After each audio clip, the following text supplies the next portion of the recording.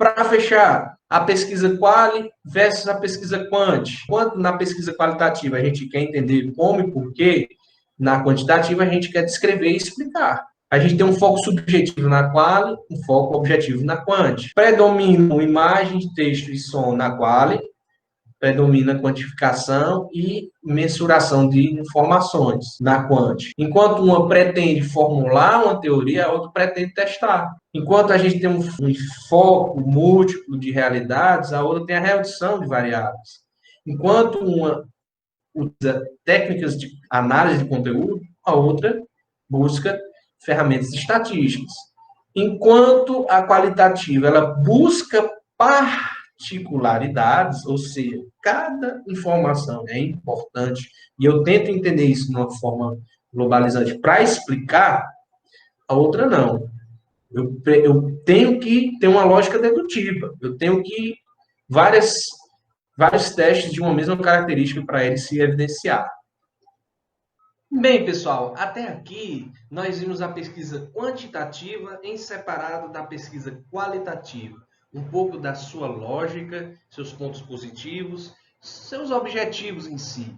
Mas nós podemos fazer uma mixagem dessas duas abordagens, que é o que a gente chama de pesquisa mista. Então, para a gente fazer um fechamento dessa nossa primeira etapa sobre conceituação, sobre fundamentos do método de pesquisa, vamos fazer essa análise de como seria uma pesquisa que mesclasse as duas perspectivas de abordagem quali e quant. Então, nós temos as seguintes possibilidades.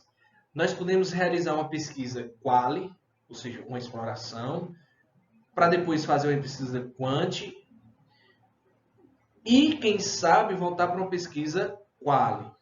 Ou o contrário, faça uma pesquisa quant, faça uma quali, depois faça uma quant novamente. Ou simplesmente quant-quali ou quali-quant, certo?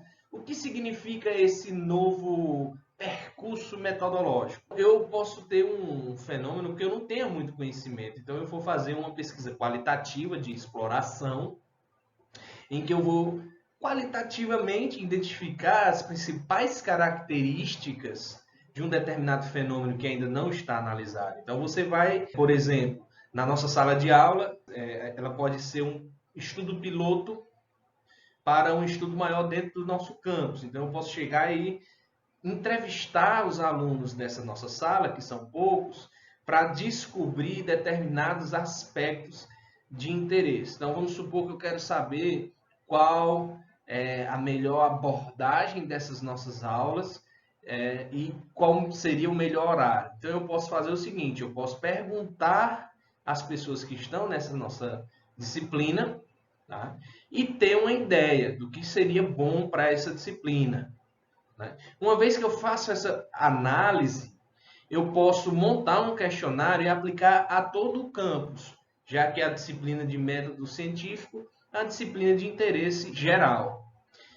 E aí, determinadas características que são presentes na nossa turma, e a nossa turma tem uma certa representatividade das diferentes perfis de alunos que tem no campo, considerando isso, a gente vai poder testar se aquelas preferências elas seriam válidas num âmbito maior, no caso, na população de alunos do campus. Entendo confirmado que aquelas características são importantes, eu posso voltar para a nossa turma e pedir a explicação do porquê. Por exemplo, surgiu na pesquisa com a turma que o melhor horário para a disciplina seria o primeiro horário, 8 horas da manhã, de qualquer dia da semana. Então, eu fui para a pesquisa no campus em geral e confirmei, olha, realmente, o pessoal gosta mais dessa aula 8 horas da manhã. Só que eu ainda não entendo por que isso é assim. Então eu posso retornar para a sala e perguntar, galera, por que 8 horas da manhã é o melhor horário? E aí cada um explicar. Então percebam que eu saio de perguntas abertas, faço um questionário estruturado para um público maior, depois eu retorno para aquele primeiro público e faço um fechamento. Ou eu posso fazer o contrário, eu já tenho ali, eu quero testar. Suponha que eu vou montar os horários do próximo semestre. Então eu tenho uma limitação já. Então não tem como eu deixar aberto qual o horário que você quer uma determinada disciplina. E eu posso simplesmente, olha, essa disciplina tem esses 3 horários.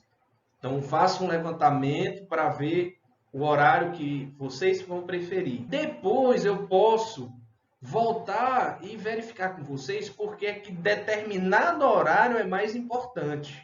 Em explicando esse determinado horário importante, eu posso retornar para um grupo maior de pessoas e confirmar se aquelas são as razões pelas quais aquele determinado horário é o melhor para aquela disciplina dentro de um conjunto de opções que foram previamente ofertadas. Então tem essa lógica. É como se você tivesse a oportunidade de fazer todo o repertório, de formular e testar teoria numa única pesquisa.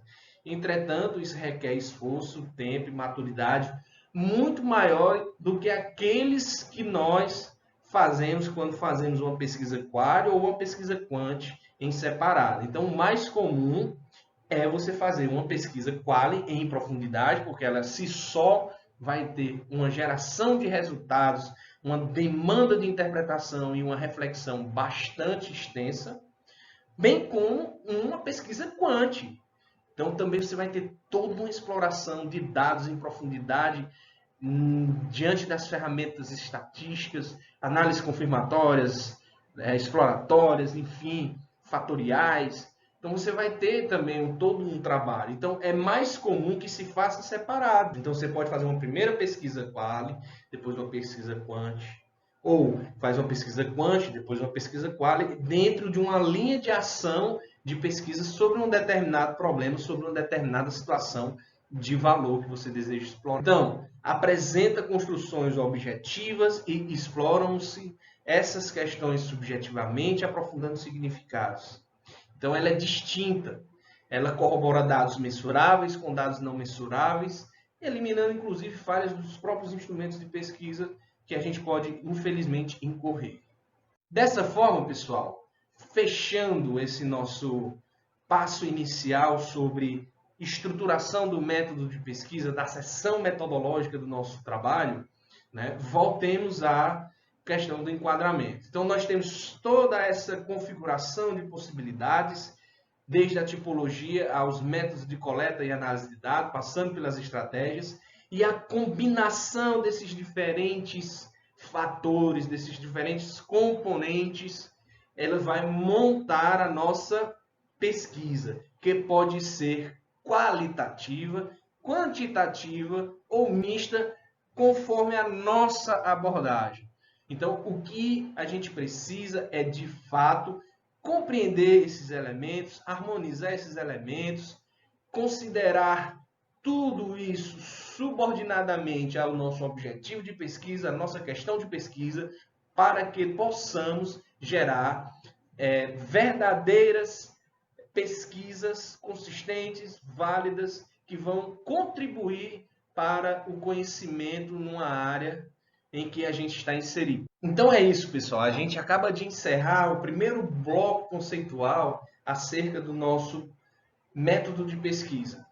Então, nas próximas aulas, nos próximos vídeos, nós vamos construir o como isso é realizado. Como eu desenvolvo uma entrevista, como eu desenvolvo uma observação de campo, quais os pontos positivos e negativos de cada um, como eu componho diferentes instrumentos de pesquisa em uma estratégia de pesquisa, por exemplo, um estudo de caso, uma design science, uma pesquisação, como eu harmonizo isso para, de fato, operacionalizarmos o nosso método de pesquisa e o nosso estudo de campo.